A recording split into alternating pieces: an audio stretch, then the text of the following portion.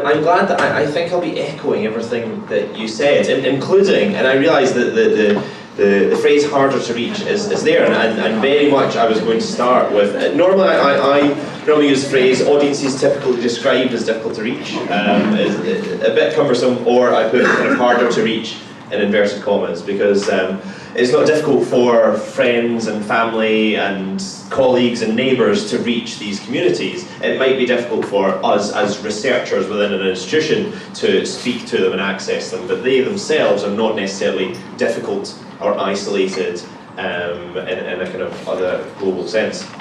But when we're thinking about reaching kind of communities and audiences, if we start thinking about the concept of the general public, the first thing is they do not exist. The general public is no less artificial a construct than this stock photo.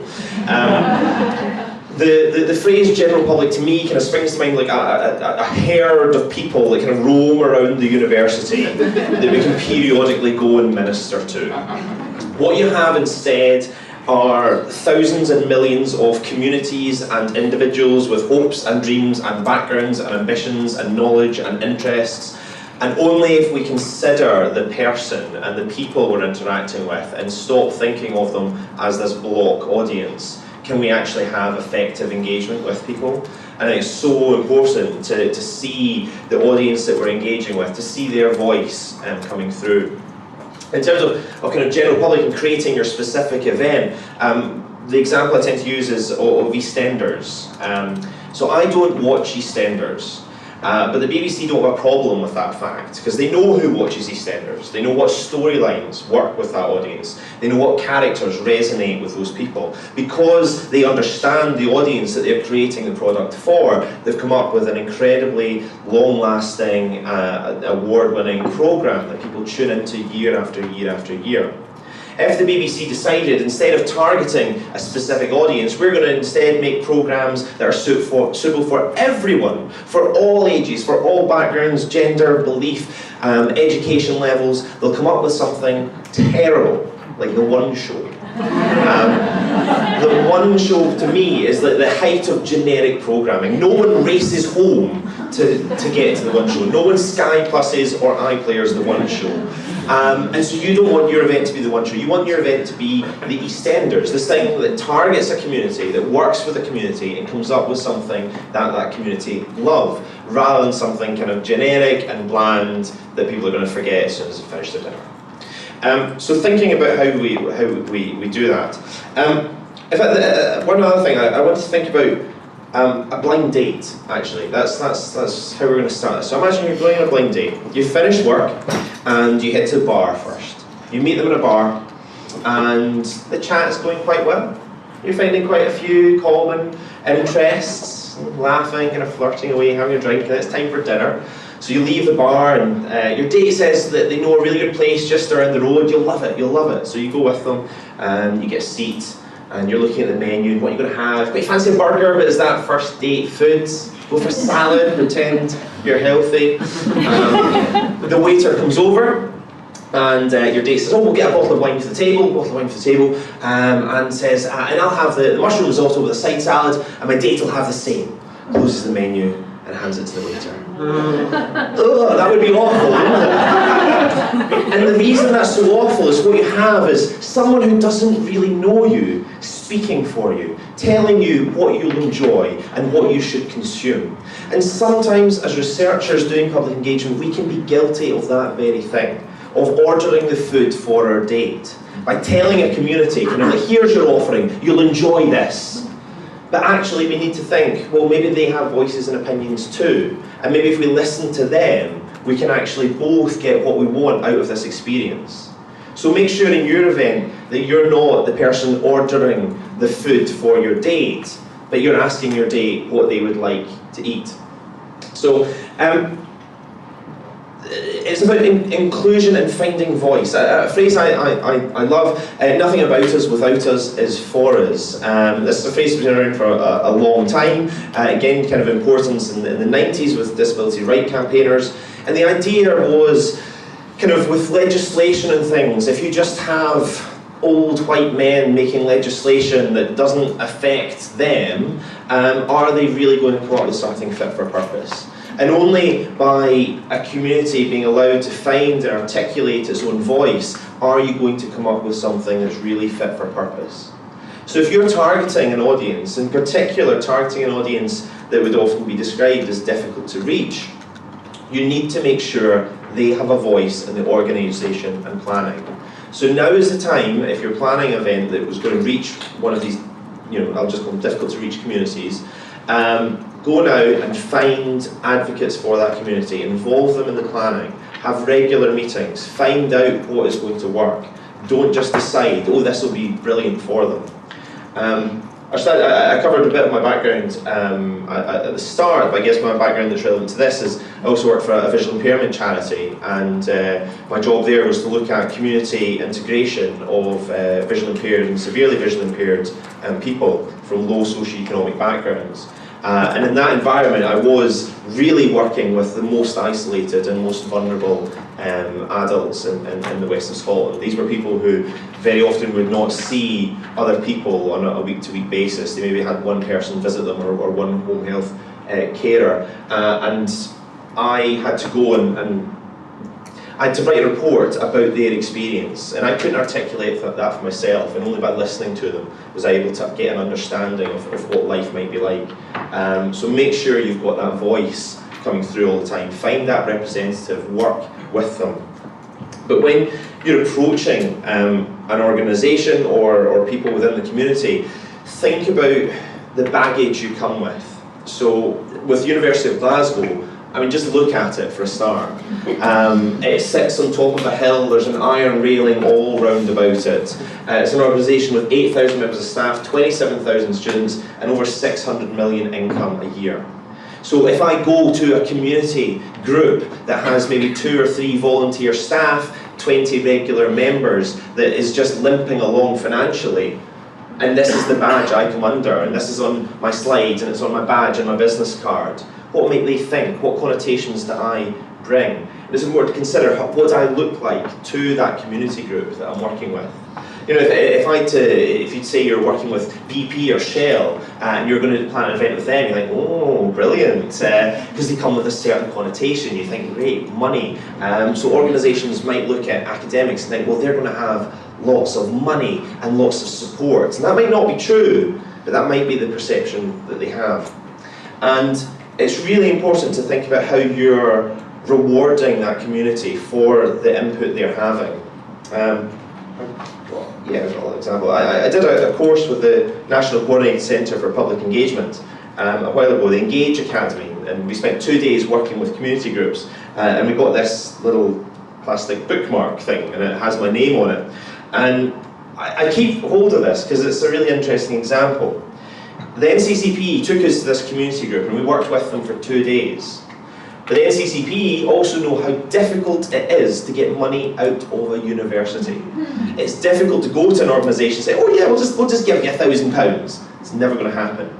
So the NCCP thought, well, how can we reward this community? They were making these little plastic cutout things, and actually the way of rewarding that community for their time was to place an order with them. That was something the university could do. We couldn't just give them a bundle of cash, but we could say, well, what are your current priorities? What are you working with? And so they made us all personalised bookmarks, and the organisation paid for that. And so they gave us their time, and we were able to then buy something from them. So it was a kind of mutually beneficial process. So find how you're going to reward that community.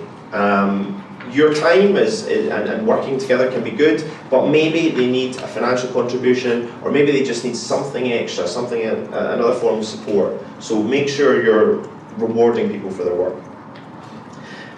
Start early, start now, contact the group, especially if you're thinking about targeting specific minorities in society. Have that voice in place. Go to someone and say, we're looking for people to act as advisors or helpers or supporters or participants. Find that voice and thread it through your event. Partner and plan together. This will be a joint project. It can't just be, I'm an academic, I've ordered your dinner for you, here it is, eat your dinner, enjoy it. It's not going to work. You need to plan it together so that you come up with something that you're proud of and that community also can take pride in and really engage fully with. The reward I mentioned, that might be financial, it might be logistical. You work out between the two of you how you're both getting something from this experience. And also grow as well. Don't parachute in, deliver an event and run away. Think about what happens after the event. How do you continue that communication? What is the next event, or what is the next conversation? You can't just kind of like, thank you very much, they all clap when you walk out of the room. What is next? Have an exit strategy. Have this continual bridge building. So maybe this is going to be the first intervention you have with the community. What's going to be the next? How do you continue and grow that relationship? And again, asking them about what they would like to see carrying on as well. So that's some points to kind of consider about targeting specific minorities and having that voice really present in your work. Because you won't be an expert in all forms of community, so ask the community you're working with. Next, just thinking about audiences in a little bit more of a general sense that you'll be dealing with. It's important to remember that the story and the research might be about you, but the presentation or the event you're running isn't. It's about the people that are in front of you. So you're coming up with an experience for people. A way of framing it is kind of like, you know, when you get something really exciting and you want to tell someone, so like your partner, you know something exciting, you can interrupt them at any point, really. You can say, oh, I want to tell you this, and you tell them and you're really excited. Then if you think your friend, you've got something really excited and you want to tell your friend, you can interrupt them most of the time. If they're reading a book, you let them finish or something, but you can interrupt them and say, oh, I just learned this thing. Now think about doing that with a stranger and how it starts to become a little bit more challenging. And that's almost what you're doing with your public engagement. You've got something really exciting that you want to tell people, but you're interrupting them from their day-to-day lives to listen to you. So you need to think, how am I really making that not a weird process? You know, if you just went out into the street and said, excuse me, I researched this really interesting topic, can I just tell you about it? It's going to be odd. Make sure it's not odd by creating a correct environment in which, so that they're not this kind of stranger being assaulted by information. Create the environment specifically for the audience, not about this self-indulgent, I want to tell you something, listen to me. So in thinking about that, for me it's about putting a realistic face on the people you'll be interacting with. And again, it's that idea that the general public don't exist, but you have a group of individuals who you'll be interacting with. And who actually are they? To do that, I wanted to look at one example of a Being Human event last year. And there's a lot of words on the screen. I'm just going to very quickly read that out to you so you can see what's happening. So it's called Looking for Archie. It was on Saturday the 18th of November from 2 until 4, and it was free. You've got a picture there of Cary Grant in Bristol. It says, Cary Grant, Hollywood's most debonair star, was born Archibald Leach in Bristol in 1904. Many Bristolians are unaware that he grew up here and continued an enduring relationship with the city. This walking tour retraces Archie's hometown haunts and uncovers Bristol's hidden cinema history in the places that actually happened. Participants will be led on a guided tour of Bristol city centre, featuring locations that inspired Archie's journey from Horfield to Hollywood, and the spots where Bristol Post photographed him on his many visits home.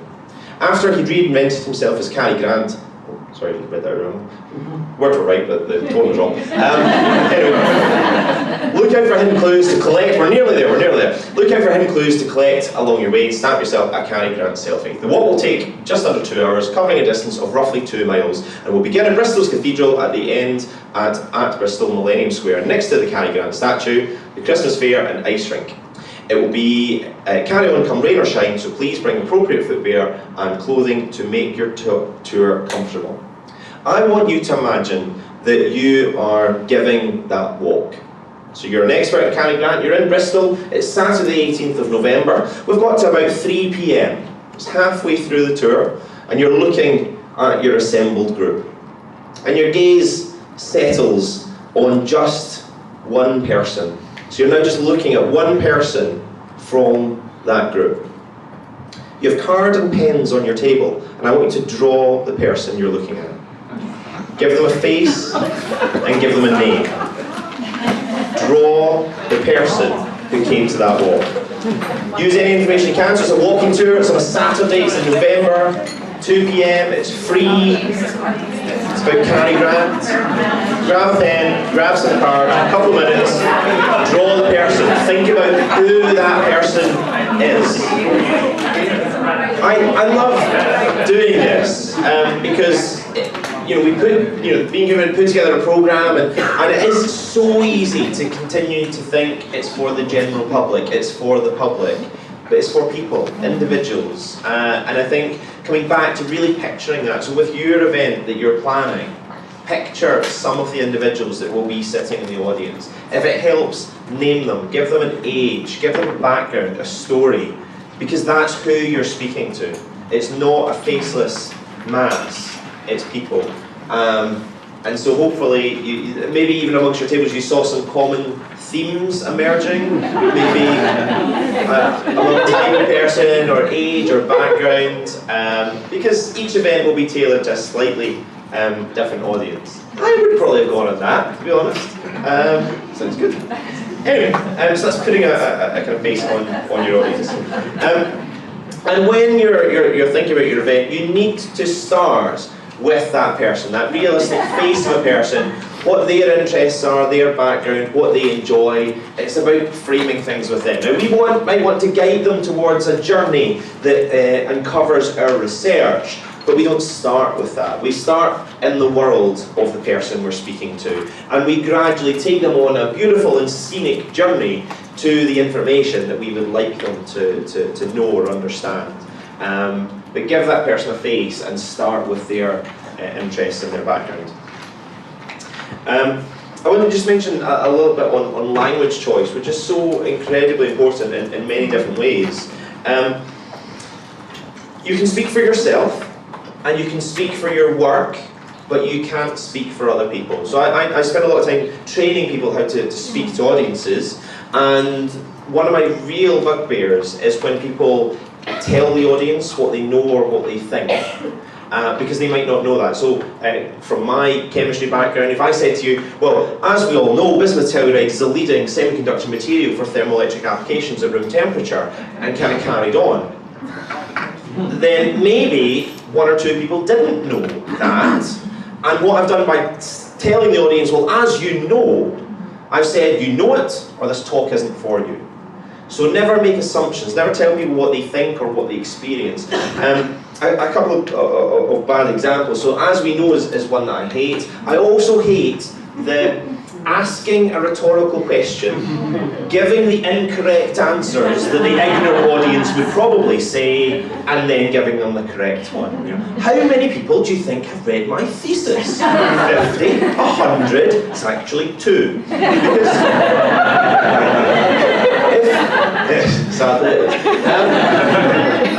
if you ask a question, you ask it because you care, you want an answer. Don't ask the question, then give stupid wrong answers, what the ignorant audience would say if you gave them a chance, and then correct them. It doesn't make sense.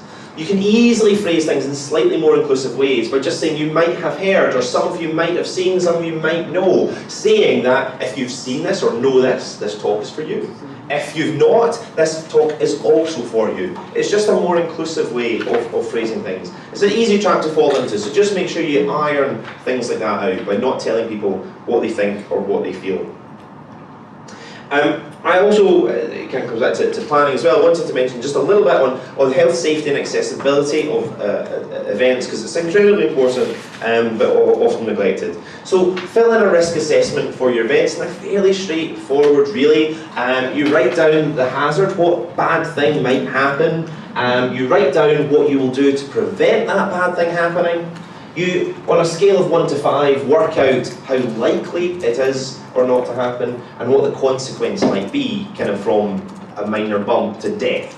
And then you multiply them together to get a score. Your university will probably have a template that you can download. If not, I'm going to put a little section on my website with some little useful things that you can download as well, including risk assessments. Very, very important. And when you're filling these out, work on the assumption that every single person that's going to come to your event will try and eat stab or bludgeon someone to death with every single thing you give them. And then work out how you're going to stop that happening and write it down. Have a printed copy at all your events as well. Just make sure you're completely covered. Same with public liability. Your insurance will cover you for public liability insurance, but contact the university insurance person, get the cover letter, and take that to your event. So you're covered if anything goes wrong, you've got your risk assessment, and you've also got your public liability insurance, you're covered, you're safe, and you're secure. Also thinking about accessibility. There's been a lot of debate over microphones, and that's a good thing to mention. The reason we use microphones very often isn't about making our voice louder, especially in university buildings. There's very often induction loops, so people with hearing aids can tune into the frequency of the microphone, and it avoids the idea of kind of like, can you hear me? Can you hear me at the back? Which is effectively saying, if you've got a hearing impairment, please stand up and identify yourself to the room as someone with a disability so that we can make accommodations for you. Instead, if there is a mic, use the mic, and then again offer the opportunity, if people still can't hear, offer the opportunity, as we did at the start. If you can't hear, speak to a member of staff. That's an easier way of dealing with it. Work on the assumption that not everyone is able-bodied, that not everyone can see everything you're going to show, that not everyone is going to be able to hear everything that you say, and that not everyone can access stairs and things like that. And just so that you're not caught off guard as well. You don't want to be in a position where someone arrives for your event and you don't know quite how to go about it. So just think about the accessibility. First thing is just don't assume what people can do. So like when I put up the Cary Grant description, it was a big wordy description, but I read it out. Because there may well be someone with a visual impairment in the room who would have really struggled to read that amount of text on the screen, so I just removed the barrier. Instead of saying, is there anyone that can't read text on the screen, I just removed that. I assume that people can't read it, so I read it out loud. Use an accessible venue, so just check that when you're booking a venue, just check, is this accessible? How does a wheelchair user get into the venue and use it? Things like that. Fairly straightforward. They'll probably have information. They might have a section on their website about how accessible their building is. You might even want to link to that on your event description. Yes? What's your advice for people that are holding events in unusual, dangerous buildings that aren't accessible because they're historic buildings? Yeah. So I would, wherever possible, have a little accessibility statement on the event description. So if it's being held in an accessible building, say this event is held in an accessible building and there's information about how to access it and use the building here, and maybe a link to that building. If there are issues with accessibility in the building, you say this building does not have step-free access. You can also ask in a booking form maybe, do you have any additional accessibility requirements? So you can ask people at the booking stage to maybe articulate anything that you might be able to put in place easily to make that more accessible. But it's effectively telling people, you don't want someone arriving on the night to discover. So if you think actually there's only step access, put it on the website and then you're able to see. And as I mentioned there, ask people. If you're in doubt at the booking stage, just say, do you have any additional accessibility requirements? And it allows people to say kind of in confidence if there's any issue.